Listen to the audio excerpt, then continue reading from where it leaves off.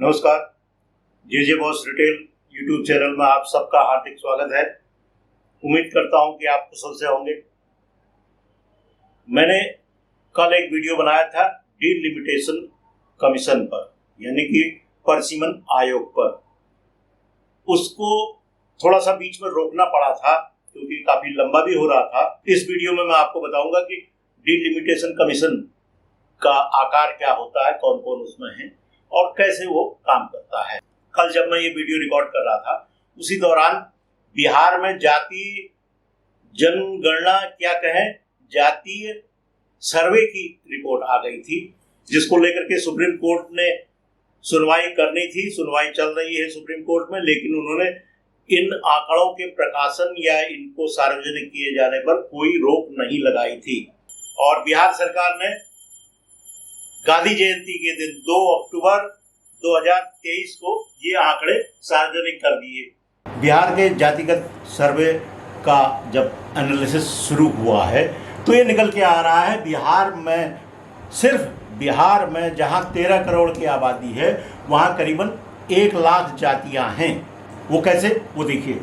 बिहार का जनगणना सर्वे ये कहता है कि यहाँ 215 जातियां लिस्टेड है जिनको कोड दे करके उस फॉर्म में लिखा गया, और अन्य जातियां जो आखिरी में लिखा है उनकी संख्या है 96,558 और आबादी प्रतिशत में इनकी हिस्सेदारी है 0.0739। यानी कि इनको कोड नहीं मिल पाया, लेकिन ये जातियां किसी भी अन्य जाति के साथ में आकर के उस समूह में शामिल होने को तैयार नहीं थी। अब आकलन करिए, 215 जातियों में 96,858 जातियां और जोड़ दी जाएं तो कुल जातियां हो जाएंगी 96,773। ये करीबन 1 लाख के आसपास ये आंकड़ा पहुंच जाता है। यहाँ ध्यान देने की बात है कि इन जातियों में हिंदू और मुसलमान तथा अन्य धर्म के सभी लोग शामिल हैं। वैसे बिहार का जो ये जातीय सर्वे है इस पर अलग से एक वीडियो लेके आएंगे। इसके क्या रिपरकशंस हैं, क्या अच्छाई है, क्या बुराई है, इन सब चीज़ों पर बात करेंगे। अब बात करते हैं कि परिसीमन आयोग का आकार क्या होगा। सुप्रीम कोर्ट के एक रिटायर्ड जज इसके अध्यक्ष होंगे, चुनाव आयोग का एक प्रतिनिधित्व होगा, राज्यों के मुख्य चुनाव अधिकारी भी इसका हिस्सा बनेंगे, वो पदेन ही बनेंगे। अगर किसी का ट्रांसफ़र हो जा रहा है तो जो नया व्यक्ति आएगा वही उसकी सदस्यता ग्रहण करेगा और फिर कार्य जारी रहेगा। सहयोगी सदस्यों के रूप में मैंने आपको बताया, लोकसभा से 5 सदस्य चुने जाते हैं और हर राज्य के लिए उनकी विधानसभाओं से 5 सदस्य वो भी चुने जाते हैं। ये उनके स्पीकर यानी कि जो पीठासीन अधिकारी हैं वो तय करते हैं कि ये जनप्रतिनिधि कौन होंगे। इसके अलावा परिसीमन आयोग जो है जरूरत पड़ने पर महापंजीयक एवं जनगणना आयुक्त, registrar general and census commissioner of India, और नंबर 2 भारत के महासर्वेक्षक सर्वेयर जनरल ऑफ इंडिया, और नंबर 3 केंद्र अथवा राज्य सरकार के कोई भी अधिकारी उसको वो साथ में ले सकते हैं जरूरत पड़ने पर। इसके साथ ही जो भौगोलिक रूप से जो विशेषज्ञ हैं, भौगोलिक जानकारी के जो विशेषज्ञ हैं उनको भी साथ में ले सकते हैं। ये उनके पास में पावर है। हाँ, एक चीज आपको इसी बीच में बता दें, अभी एक परिसीमन आयोग ऑलरेडी काम कर रहा है। परिसीमन के लिए 2002 में जो अधिसूचना जारी हुई थी उसी के तहत ये वाला भी परिसीमन आयोग काम कर रहा है। ये क्या कर रहा है, ये जम्मू और कश्मीर तथा लद्दाख जो यूनियन टेरिटरी हो गई हैं वहां पर परिसीमन कर रहा है। साथ में पूर्वोत्तर के 4 राज्य, असम है, इसके अलावा मणिपुर है, अरुणाचल प्रदेश है और नागालैंड है।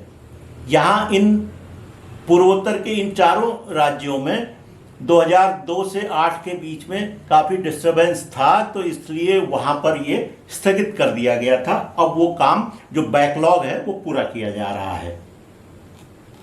अगर जम्मू एंड कश्मीर के बारे में आप थोड़ा सा जानना चाहें, वहाँ कितनी सीटें हैं, जब स्वतंत्रता प्राप्ति के बाद ये भारत का अंग बना है तो उस समय 111 सीटें हुआ करती थी जम्मू और कश्मीर विधानसभा में, और इसमें से 24 सीटें चली गई जो पाकिस्तान ऑक्यूपाइड कश्मीर है, जिसे हम लोग गुलाम कश्मीर कहते हैं और पाकिस्तानी उसको आज़ाद कश्मीर कहते हैं।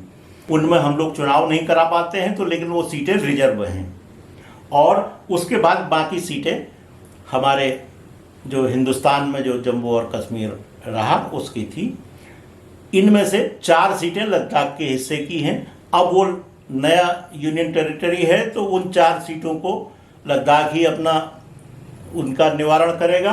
और अब जो परिसीमन जो चल रहा है इसके हिसाब से जम्मू एंड कश्मीर की विधानसभा में 90 सीटें होंगी और वो 24 सीटें, क्योंकि वहाँ कोई परिसीमन नहीं हुआ है, उनको 24 ही मान के चला जा रहा है। तो टोटल जम्मू एंड कश्मीर में दोनों जगह की मिला करके भारत के जो अपने पास में हैं और जो पीओके के हैं 114 विधानसभा सीटें हो जाएंगी। अब आप सोचेंगे कि जो मैंने शुरू में कहा था रेड क्लिफ लाइन जो है, भारत और पाकिस्तान का बंटवारा तो खाली नक्शे में एक लाइन खींच के ही कर दिया गया था, लेकिन ये क्यों ज़रूरत है? ये ज़रूरत इसलिए है, एक तो सबकी भागीदारी बराबर रूप से हो, दूसरा निष्पक्ष रूप से हो। ऐसा नहीं कि किसी एक जाति विशेष के या व्यक्ति विशेष को फ़ायदा उठाने के लिए उतना उसका विधानसभा सीट या लोकसभा सीट उस तरह से उसका गठन कर दिया जाए, ऐसा नहीं। तो निष्पक्षता बनी रहे।